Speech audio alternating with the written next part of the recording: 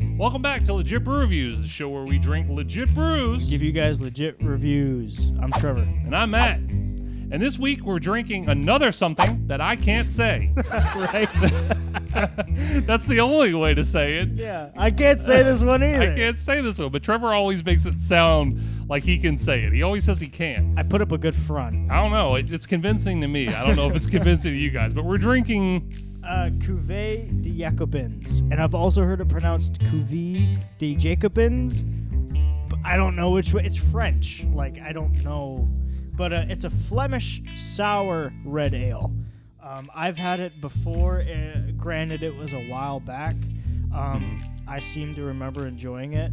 And I think I actually messaged you at the time. I was like, let's hope you did, because if not... I'm drinking it too.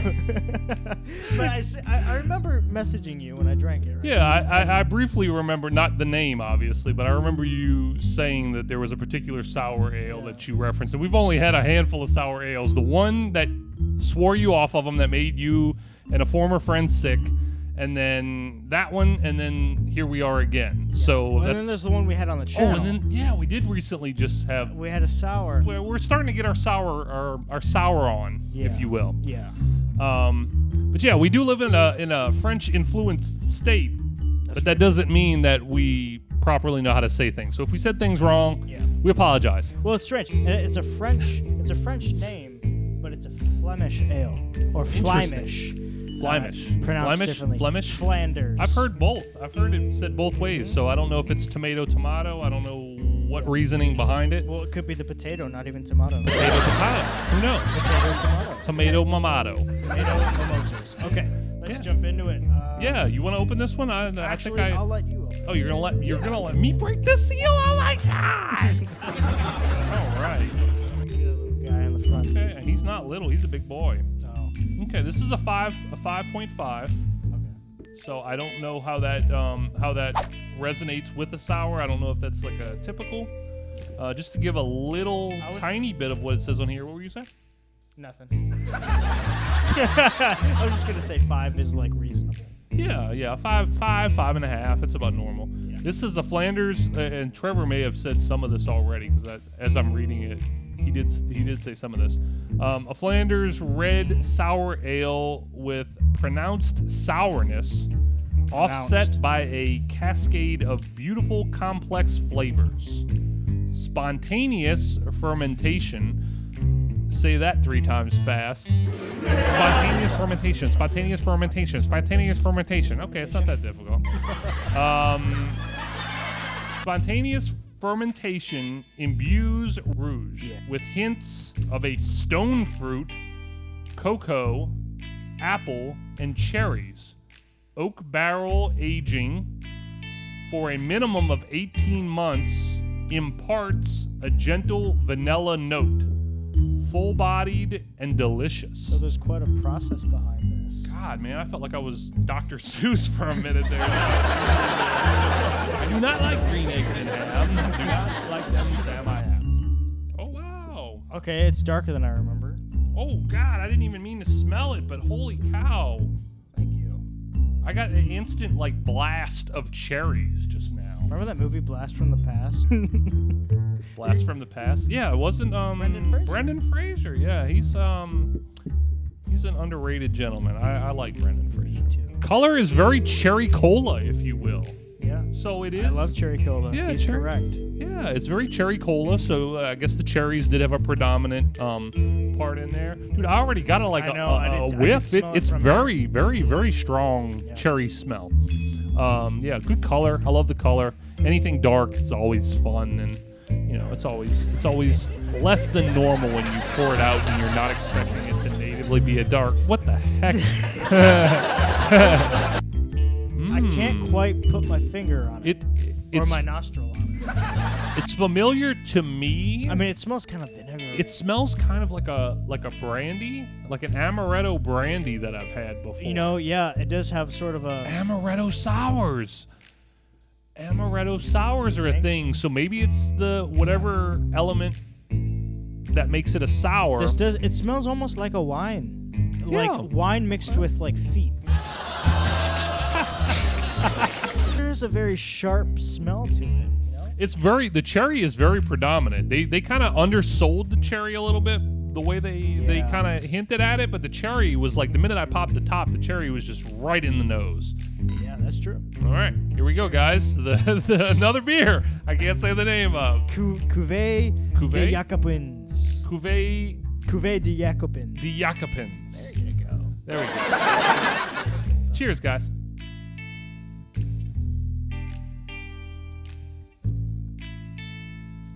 Woo!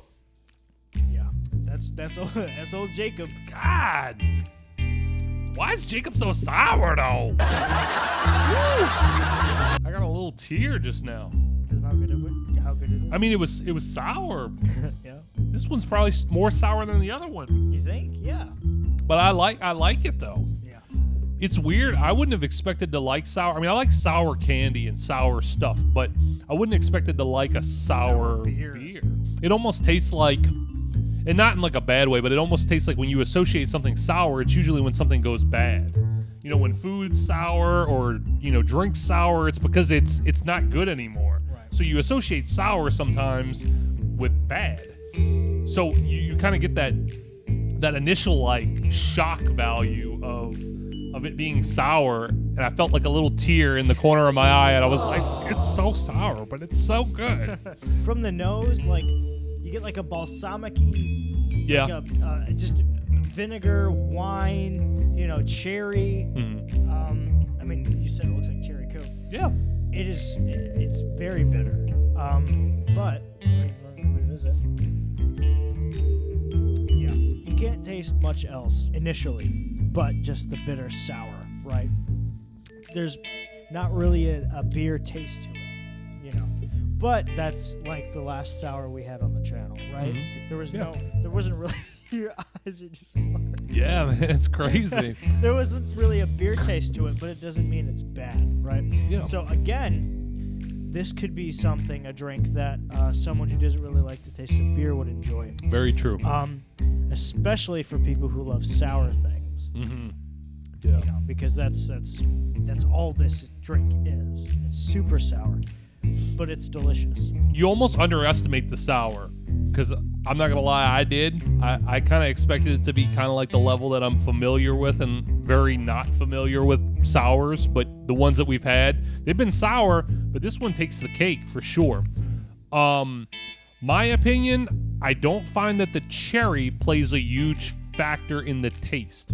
I don't find that you taste the cherry flavor, which I'm okay with because I like cherries, but I'm okay with it. More aromatic. Yeah, it's very evident in the scent, but not so much in the flavor, which is okay. It's really good. It's really good, and I agree with Trevor on the points of for not native beer drinkers, for not fans of a hops or a barley or a yeast kind of like taste that usually steers people away from most beers. This would be a good starter beer for you. I wouldn't want to be on the other end of this one, however, because I could see this one as sour as it being if you were to expel it not being a fun time. Oh man, drink responsibly. Yeah, drink responsibly. Know your limits. Don't. This would not taste good coming back up. The goal is to feel the euphoria, as we've kind of talked about before, but you don't want to get sloppy. Nobody wants to deal with somebody who's sloppy. Right. Be a responsible intellectual drinker. Enjoy your drink like an adult. Don't make somebody else have a bad time, because somebody's gonna have to take care of you. This beer's an experience, right? I mean, very much so. Don't ruin the experience by overindulgence. Would you buy a 6-pack? I don't know if they sell this in a 6-pack. Okay. They sell it. This was a single, and it was like $5-6, which is crazy, right? If they sold it in a 6-pack, and if it was kind of like lower priced, I sure would. This is my second time ever drinking it. So I guess the question is, would I drink it again? Sure. Yeah. We can always evolve the question into that. Yeah. And the answer is yes. I really like this drink, this sour, more than I liked the other sour that we featured recently on the channel. Mm-hmm. I like that it's more bold. I like that it's more in your face. Yeah. And it's a great thing. Yeah. It's a great thing. It's not a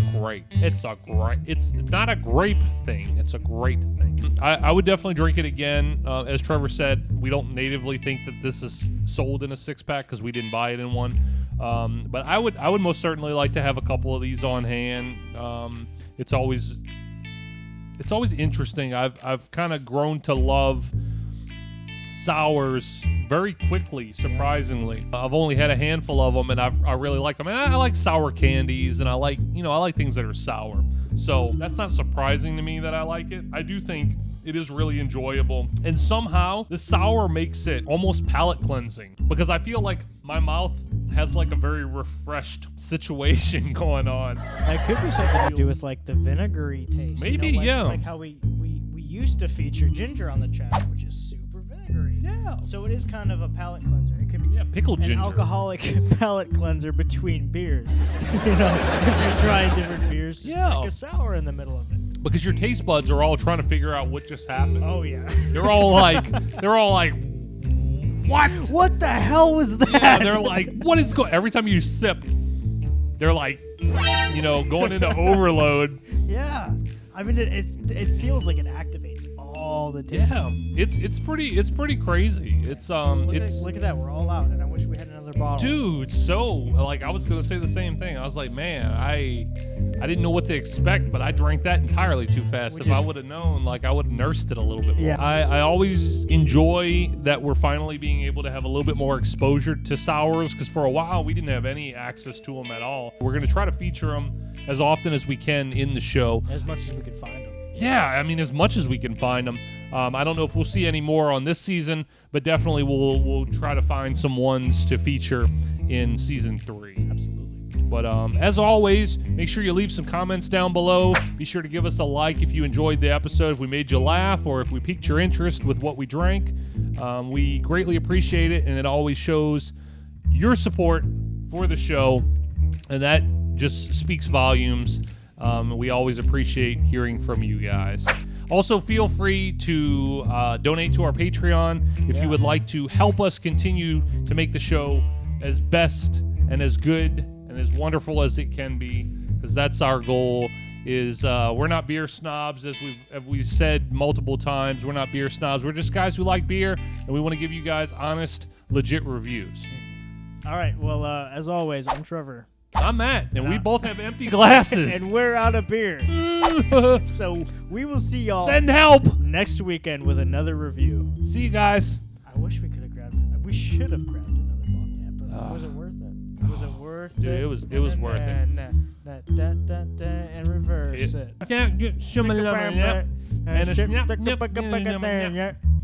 You know that song.